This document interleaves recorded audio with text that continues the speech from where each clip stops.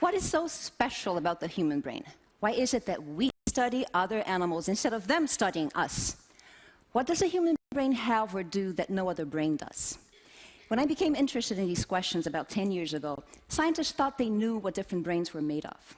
Though it was based on very little evidence, many scientists thought that all mammalian brains, including the human brain, were made in the same way, with a number of neurons that was always proportional to the size of the brain. This means that two brains of the same size, like these two of a respectable 400 grams, should have similar numbers of neurons. Now, if neurons are the functional information processing units of the brain, then the owners of these two brains should have similar cognitive abilities. And yet one is a chimp, and the other is a cow. Now, maybe cows have a really rich internal mental life and are so smart that they choose not to let us realize it. But we eat them. I think most people will agree that chimps are capable of much more complex, elaborate, and flexible behaviors than cows are. So this is a first indication that the all brains are made the same way scenario is not quite right. But let's play along. If all brains were made the same way, and you were to compare animals with brains of different sizes, larger brains should always have more neurons than smaller brains, and the larger the brain, the more cognitively able its owner should be. So the largest brain around should also be the most cognitively able. And here comes the bad news. Our brain, not the largest one around.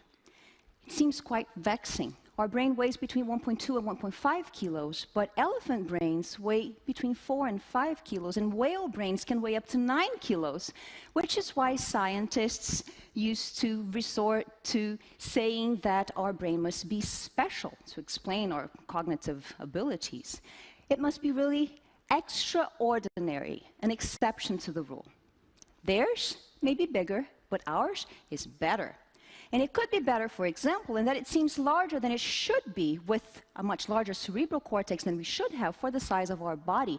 So that would give us extra cortex to do more interesting things than just operating the body. That's because the size of the brain usually follows the size of the body. So the main reason for saying that our brain is larger than it should be actually comes from comparing ourselves to great apes. Gorillas can be 2 to 3 times larger than we are, so their brain should also be larger than ours, but instead it's the other way around. Our brain is 3 times larger than a gorilla brain. The human brain also seems special in the amount of energy that it uses. Although it weighs only 2% of the body, it alone uses 25% of all the energy that your body requires to run per day. That's 500 calories out of a total of 2,000 calories just to keep your brain working. So, the human brain is larger than it should be, it uses much more energy than it should, so it's special. And this is where the story started to bother me. In biology, we look for rules that apply to all animals and to life in general, so why should the rules of evolution apply to everybody else but not to us? Maybe the problem was with the basic assumption that all brains are made in the same way. Maybe two brains of a similar size can actually be made of very different numbers of neurons. Maybe a very large brain does not necessarily have more neurons than a more modest-sized brain. Maybe the human brain actually has the most neurons of any brain regardless of its size, especially in the cerebral cortex. So this to me became the important question to answer. How many neurons does the human brain have, and how does that compare to other animals? And the larger the brain, the larger this difference will be. Well, what about our brain then? We found that we have on average 86 billion neurons, 16 billion of which are in the cerebral cortex. And if you consider that the cerebral cortex is the seat of functions like awareness and logical and abstract reasoning, and that 16 billion is the most neurons that any cortex has, I think this is the simplest explanation for our remarkable cognitive abilities. But just as important is what the 86 billion neurons mean. Because we found that the relationship between the size of the brain and its number of neurons could be described mathematically, we could calculate what a human brain would look like if it was made like a rodent brain. So, a rodent brain with 86 billion neurons would weigh 36 kilos. That's not possible. A brain that huge would be crushed by its own weight. And this impossible brain would go in the body of 89 tons. I don't think it looks like us. So this brings us to a very important conclusion already, which is that we are not rodents. The human brain is not a large rat brain. Compared to a rat, we might seem special, yes, but that's not a fair comparison to make, given that we know that we are not rodents, we are primates.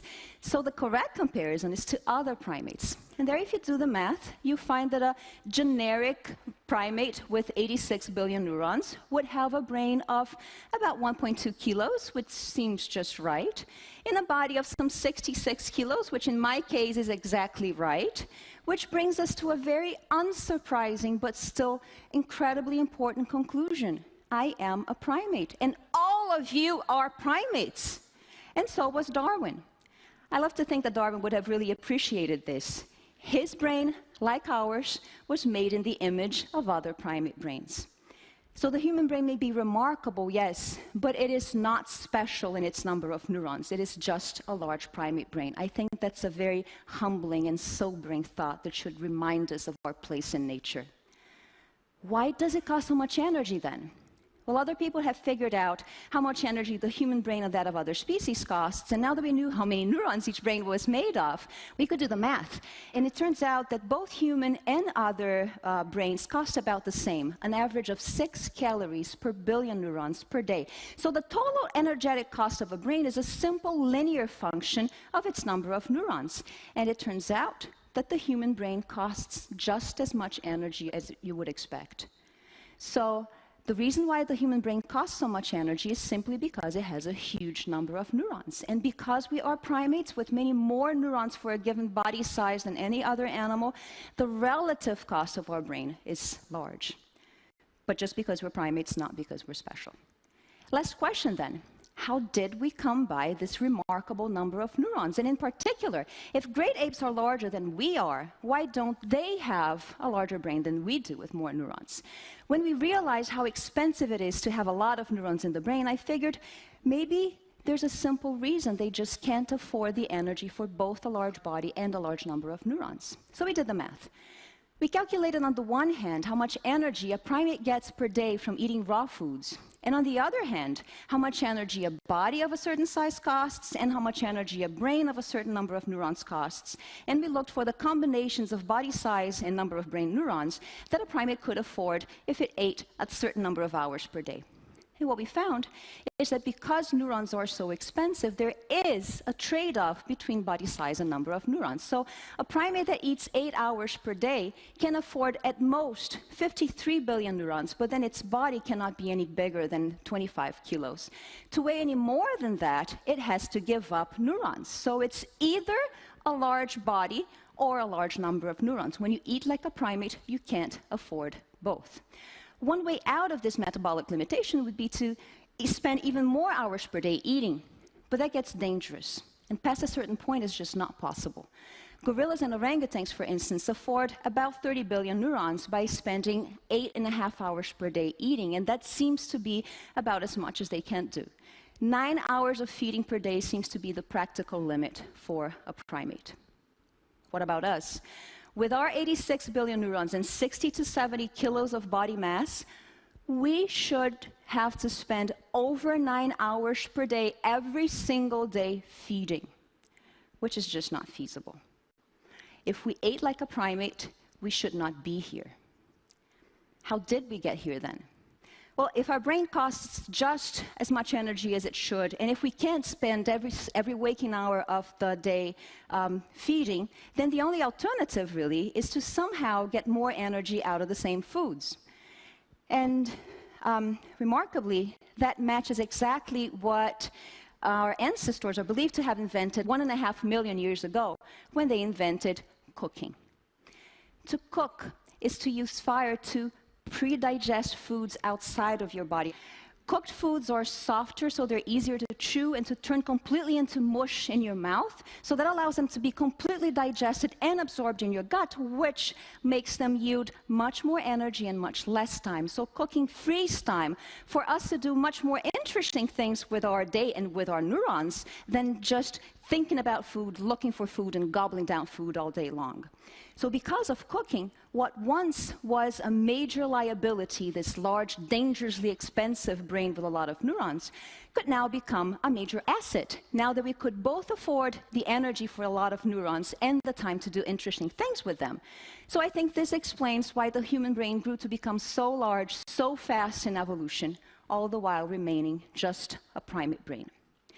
With this large brain now affordable by cooking, we went rapidly from raw foods to culture, agriculture, civilization, grocery stores, electricity, refrigerators, all those things that nowadays allow us to get all the energy we need for the whole day in a single sitting at your favorite fast food joint. So what once was a solution now became the problem. And ironically, we look for the solution in raw food. So what is the human advantage? What is it that we have that no other animal has?